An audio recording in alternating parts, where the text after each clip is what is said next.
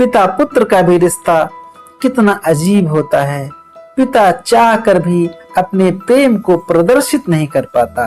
माँ तो अक्सर बेटे को गले लगाकर अपना प्यार प्रदर्शित कर देती है, लेकिन पिता चाह कर भी ऐसा नहीं कर पाता। पता नहीं कौन सा संकोच है उसे। आज मैं आपको एक ऐसा ही पत्र सुनाने जा रहा हूँ जिसे हर पिता को, और पिता ही नहीं हर माता को जरूर सुनना चाहिए। ये पत्र काफी प्रचलित है। फादर फॉरगेट्स नाम से हर पिता याद रखे। एक पिता अपनी भावनाओं को अपने पुत्र के सामने प्रदर्शित नहीं कर पा रहा है, इसीलिए वो एक पत्र का सहारा ले रहा है। ये पत्र लिखा है W. लिविंगस्टन लार्नेड ने। तो मैं ये पत्र पढ़ना शुरू करता हूँ। सुनो बेटे, मैं तुमसे बहुत कुछ कहना चाहता हूँ। तुम गहरी नींद में सो रहे हो। तुम्हारा नन्हा सा हाथ तुम्हारे नाजुक गाल के नीचे दबा है। तुम्हारे पसीना पसीना ललाट पर घुंघराले बाल बिखरे हुए हैं। मैं तुम्हारे कमरे में चुपके से दाखिल हुआ हूँ, अकेला। अभी कुछ मिनट पहले जब मैं लाइब्रेरी में अखबार पढ़ रहा था तो मुझे बहुत पश्चाताप हुआ। इसीलिए तो आधी रात को मैं तुम्हारे पास खड़ा हूँ, किसी अपराधी की तरह। जिन बातों के बारे में मैं सोच रहा था वो ये है बेटे, मैं आज तुम पर बहुत नाराज हुआ। जब तुम स्कूल जाने के लिए तैयार हो रहे थे तब मैंने तुम्हें खूब डांटा। तुमने टॉवल के बजाय पर्दे में हाथ पोंछ लिए थे। तुम्हारे जूते गंदे थे। इस बात पर मैंने तुम्हें खूब डांटा, खूब कोसा। तुमने फर्श पर इधर उधर चीजें फेंक रखी थी। इस पर मैंने तुम्हें भला बुरा कहा। नाश्ता करते वक्त भी मैं तुम्हारी एक के बाद एक गलतियां निकालता रहा। तुमने डाइनिंग टेबल पर खाना बिखरा दिया। खाते समय तुम्हारे मुंह से चपड़ चपड़ की आवाज आ रही थी। मेज पर तुमने कुंघनियां टिका रखी थी। तुमने ब्रेड पर बहुत सारा मक्खन चुपड़ लिया था। यही नहीं, जब मैं ऑफिस जा रहा था और तुम खेलने जा रहे थे और तुमने मुड़कर हाथ हिलाकर बाय बाय डैडी कहा, तब भी मैंने भृकुटी तान कर टोका, अपनी कॉलर ठीक करो। शाम को मैंने यह सब किया। ऑफिस से लौटकर मैंने देखा कि तुम दोस्तों के साथ मिट्टी में खेल रहे थे। तुम्हारे कपड़े गंदे थे। तुम्हारे मोजे में छेद हो गए थे। मैं तुम्हें पकड़ कर ले गया और तुम्हारे दोस्तों के सामने तुम्हें अपमानित किया। मोजे महंगे हैं। जब तुम्हें खरीदने पड़ेंगे तब तुम्हें इसकी कीमत समझ आएगी। जरा सोचो तो, एक पिता अपने बेटे का इससे ज्यादा दिल किस तरह दुखा सकता है।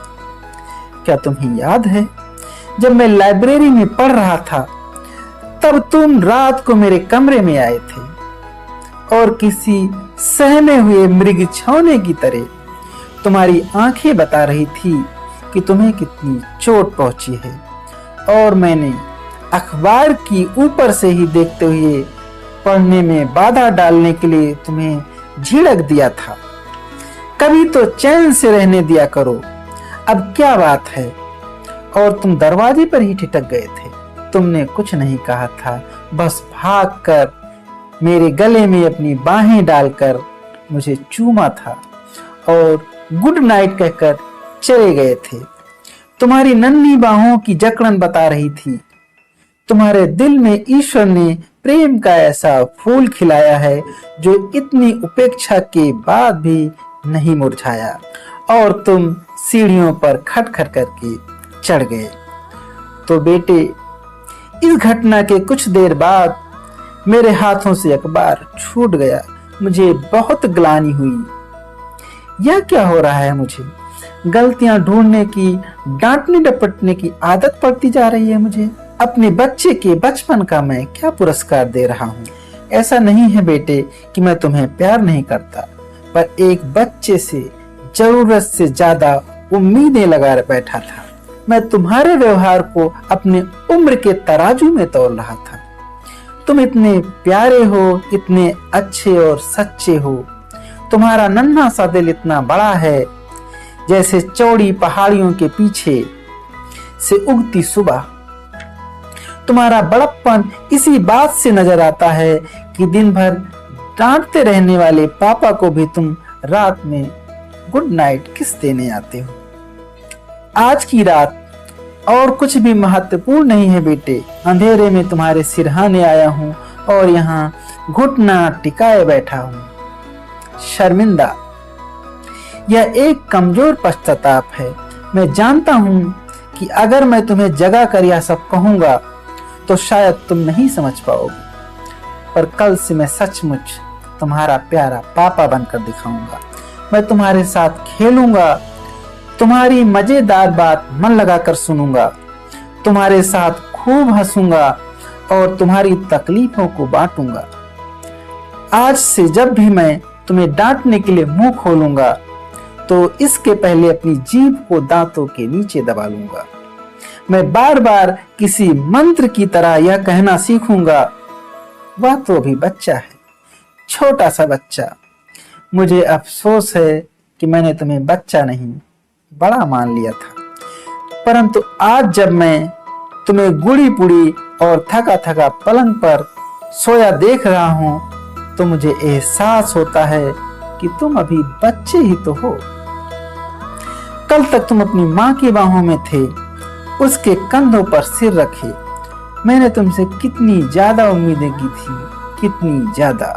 लोगों की आलोचना सुनने के बजाय हमें उन्हें समझने की कोशिश करनी चाहिए।